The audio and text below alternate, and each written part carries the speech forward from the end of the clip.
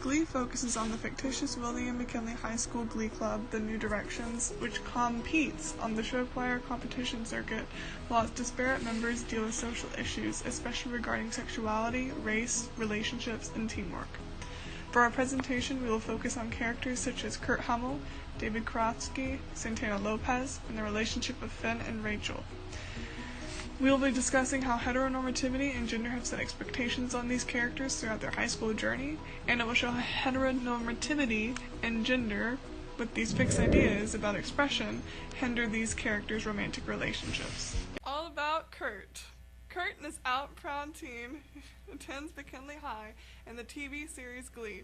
Kurt goes through many struggles, and our article, Teenage Queerness, Negotiating Heteronormativity and the Representation of Gay Teenagers in Glee, talks about those struggles. Frederick DeHines examines the representation of gay teens in a heteronormative society through popular media, with Glee as its most potent example. In the article, heteronormative ideals are characterized by, if you are born with male genitalia, the logic goes, you have to behave in masculine ways, desire women, desire feminine women, desire them exclusively, and with officially sanctioned context, think of yourself as heterosexual, identified with other heterosexuals, trust in the superiority of heterosexuality, no matter how tolerant you might wish to be, and never change any part of this package from childhood. Also, DeHines explores an interesting concept suggesting that once a character is gay, they have instantly adopted the victim trope. They have begun to internal conflict where they will hopefully emerge as an out and proud homosexual who has successfully assimilated their identity heteronormative standards. Blaine, who I featured in some of the Kurt's photos, is an example of this. This is he. Kurt also represents the victim trope quite well. In the show, we see Kurt constantly being bullied and harassed at school. At one point, he even flees to another school where he is welcomed, surrounded with other boys who adhere to his homonormative lifestyle. This is where he meets Blaine, his OTP. One true pairing. The article claims that by adapting to a homonormative lifestyle, Kurt in the process is being trapped by heteronormative norms, which follows the storyline of the classic normalization trope. Kurt is in the place of fantasy that he eventually departs from to return to the reality of Lima High School. Despite his seemingly confident demeanor, even Kurt is vulnerable to being a victim to the heteronormative prison. However, despite this, Kurt does break heteronormative ideals at other points in his high school career. For example, the article states, his outfits remain flamboyant, fashionable, and utterly disruptive in a high school environment of jock vests and cheerleader outfits. He confidently dances to Beyoncé's Ring on It in front of the entire football team, and sees no issues in consequently performing songs by female divas, like Patti LuPone. In those moments that represent the everydayness of Kurt's life, he acts without acknowledging the code of conduct set out by heteronormativity. He constantly defies heteronormative norms throughout the series, unlike Blaine, who adheres still to heteronormative lifestyle by adopting a homonormative lifestyle. How does heteronormativity affect Kurt's relationships? He finds Blaine at Dalton Academy, where he is allowed to explore his sexuality away from heteronormative ideals of Lima High. On the other hand, when he's at Lima High, it's hard to find love there simply because he doesn't fit. He gets consistently harassed for being himself by jocks such as David, who is a closeted gay trying to deal with his sexual orientation in a world that deems it inferior. Lima High, in a way, is a metaphor for the heteronormative matrix for the real world. Here are some of Kurt's interests. Here's a photo of his Glee Club and Dalton Academy side by side. And this leads us to David's storyline, where we see the internal struggle of a character that hides behind masculine ideals, and thus takes on both the negative qualities of the passionate and serious man in the process. His storyline shows the destruction of heteronormativity and how it limits freedom of expression and thus prevents David from finding love. This is Dave Karofsky's profile. Dave is a closeted homosexual, and he struggles with keeping it hidden from himself and others daily at William McKinley High School. He does end up transferring out of McKinley for a small amount of time, but he ends up coming back. Taking a quick look at these photos, you can gather he plays hockey and football and is a stereotypical sports jock. He goes to parties with the usual popular crowd and bullies others. He mainly bullies Kurt Hummel, though. Kurt is an openly homosexual, and Dave torments him because he can't accept his own feelings towards other boys. This could be called a battle between Dave wanting to be a passionate and serious man, as described by Mundy in his article, The Question of Men in Love. When Dave bullies Kurt, he is being a serious man because he is turning to violence to, in Mundy's words, become one with masculinity in itself, and rejects his desire for men. To be a passionate man, described by Mundy, he would need to assert his personal freedom by not allowing others to dictate his actions. Dave shows us a quick glimpse of his passionate side when Kurt confronts him about his bullying, and Dave just grabs Kurt and kisses him. Kurt's friend Blaine Anderson, also homosexual, tries to talk to Dave about being a closeted homosexual, but Dave denies it and the kiss, causing him to switch back to the serious man. Dave eventually transfers out his senior year, but his new teammates hear word of him being gay and torment him. Because of this, he transfers back to McKinley High. With all of this going on, and the constant internal fight with being a passionate man and a serious man, he attempts suicide, but survives when his father saves him. This shows how love and relationships are complicated for male homosexuals in their own personal fight within themselves and the stereotypical person. The serious man, and defying odds, the passionate man. After Dave recovers, he apologizes to Kurt, and the two become friends. This is Dave accepting himself as he is and becoming the passionate man. He later becomes open with his sexuality and dates Blaine, but the relationship ends when he finds out Blaine is still in love with Kurt.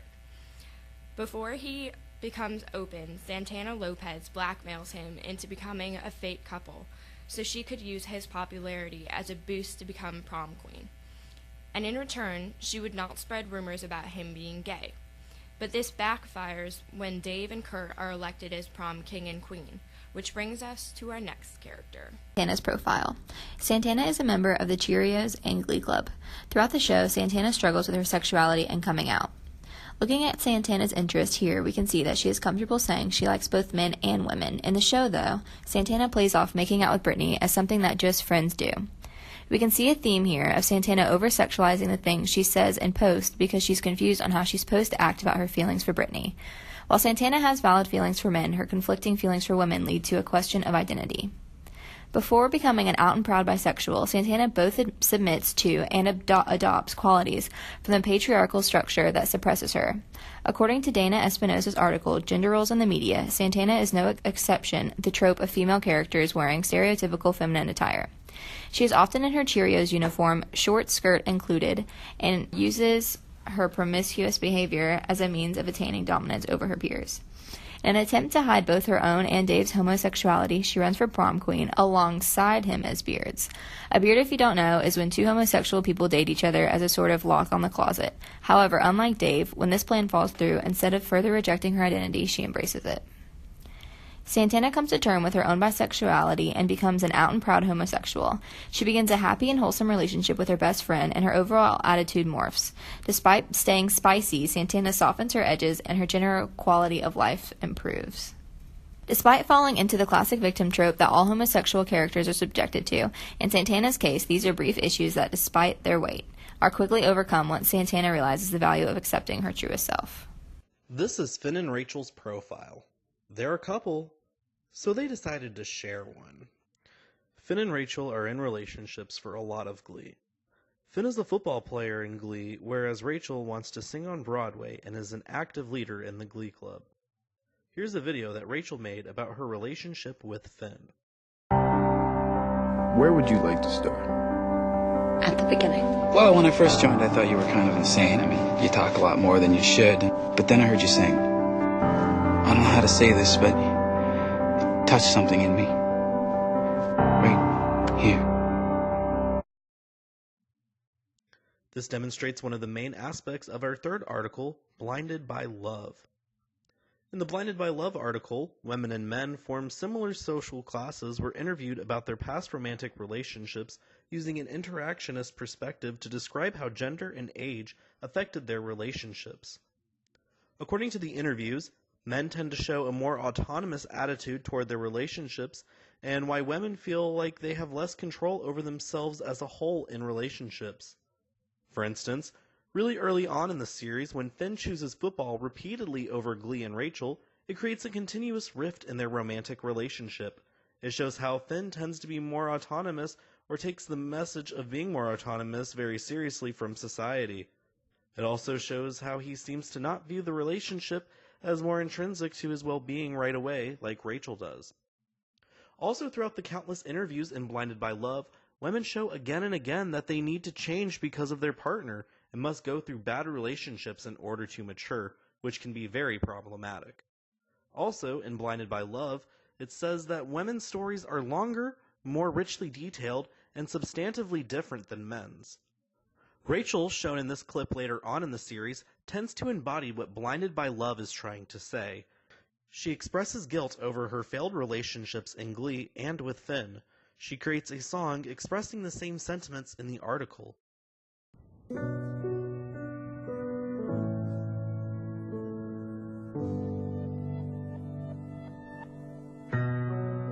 What have I done? I wish I could run away from this ship going under. Just trying to help, hurt everyone else. Now I feel the weight of the world is on my shoulders. Another thing that the article brings up is that this can also affect women in a way where society always tells them to focus on the other while telling men to focus on themselves. This leads to women constantly blaming themselves for relationships ending and trying to meet the needs of the partner, while men are able to focus on their own needs in the relationship. The article suggests that overall, women view bad relationships as a way of gaining independence, and men view relationships as options to fulfill one's own needs and desires, thus continuing the dynamic that being masculine is equal to independence and feminine is being dependent and submissive. Glee shows this with Rachel the most. When she finds love with Finn, you see her having richly detailed dialogues about the relationship in the video clips and continuously being submissive by blaming herself when things go wrong. On the other hand, Finn is very wrapped up in his own problems with football and his future.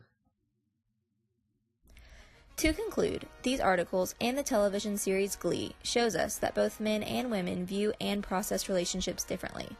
Society constantly pressures us to be the person in our relationship that society would approve of. But regardless of these internal and external pressures, people can break their own molds, as well as the molds given to them by society, and be happy truly being themselves, and with the person that they love.